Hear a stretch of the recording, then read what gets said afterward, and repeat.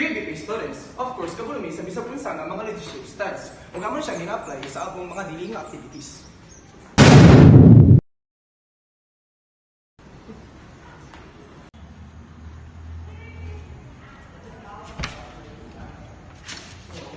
Medyo kunin mo ko. We're BPA students. Siyempre, natudlo na sir ang leadership theories. Pero wak na mo. Ambot.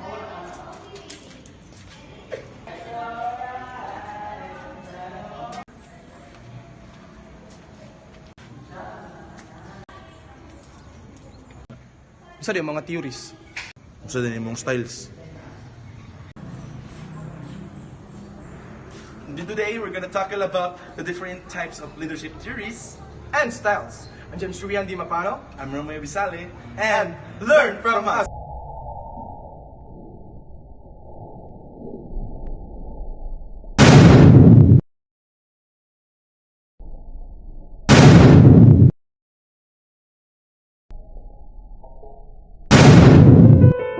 Pasensya na, Amanay, ay hindi naman ako nayayamot sa iyo.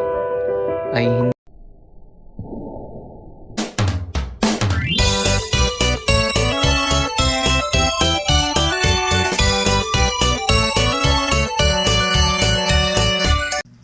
Leadership comes in many forms.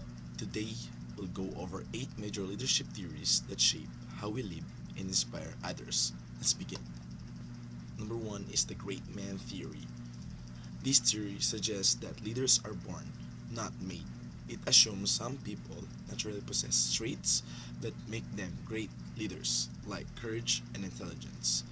Think historical figures like Napoleon and Churchill.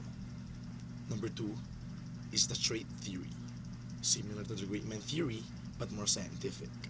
This theory identifies specific characteristics like confidence, integrity, and decisiveness that great leaders tend to have.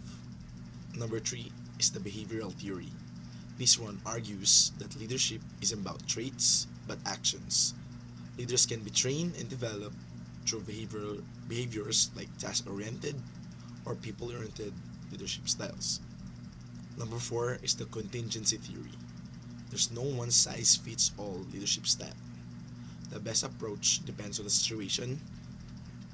A crisis might require a direct leader, while a creative project benefits from a more hands-off approach. Number 5 is a situational leadership theory.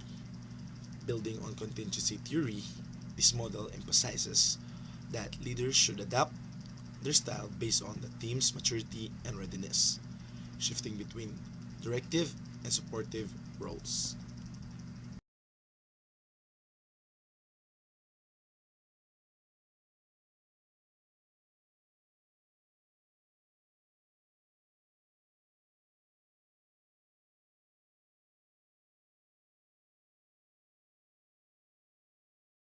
Number 7 is a transactional leadership theory.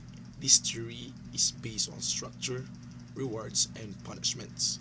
It's common in corporate environments where clear rules and performance incentives drive success.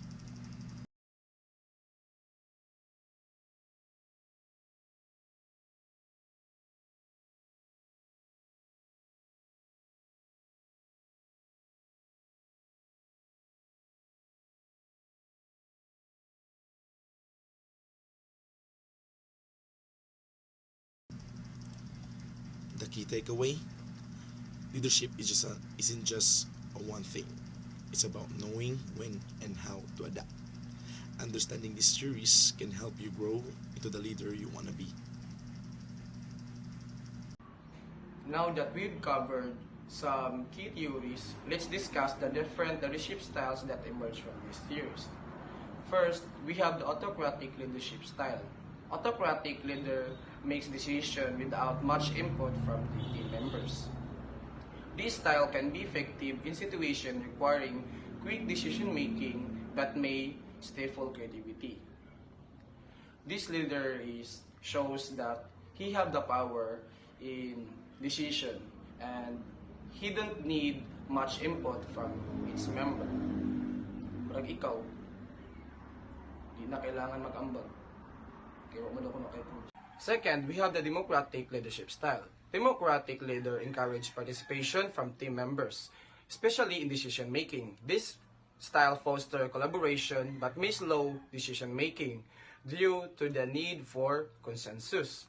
So these leadership styles shows and encourage members to participate, especially in decision making, so they can grow and improve their creativity. Manang ikaw, pag nagani mo yung mga group project, ambag-ambag po. The laissez-faire leadership style. Laissez-faire leadership styles take off-hand approach, allowing team members to make decisions independently. While these styles promotes autonomy, it may lead to a lack of directions if not managed properly.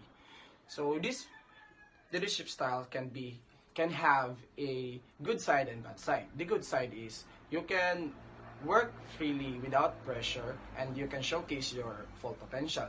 And the bad side of this is if this thing can be managed properly, it can lead to a chaos. So, ay papatapol-tapol. And number 4, we have the servant leadership style. Servant leaders prioritize the needs of their members above their own interest. They focus on empowering others and fostering a supportive environment.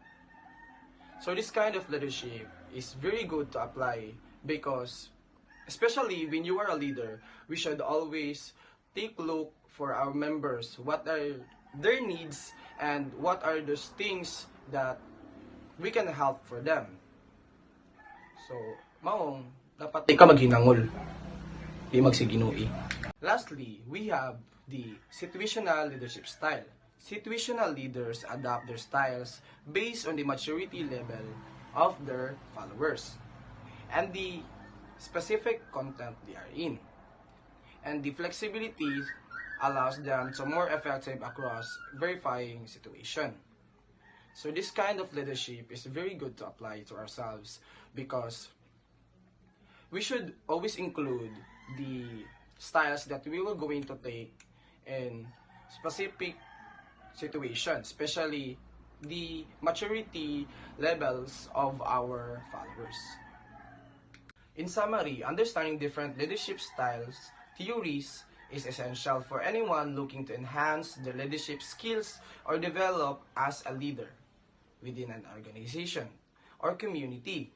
By recognizing your own leadership style and adapting it according to situational needs, you can lead more effectively.